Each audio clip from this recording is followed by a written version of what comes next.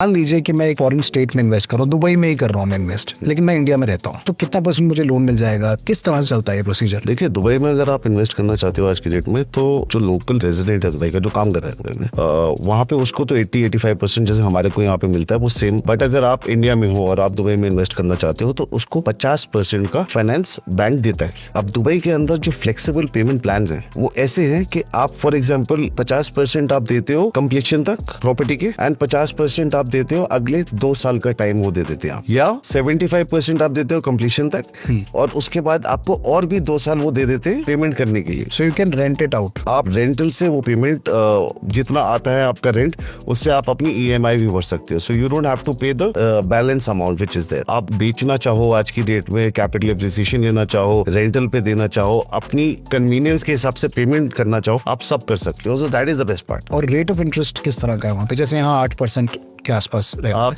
थोड़ा सा शॉक में जाने वाले हो, 3 से 5%।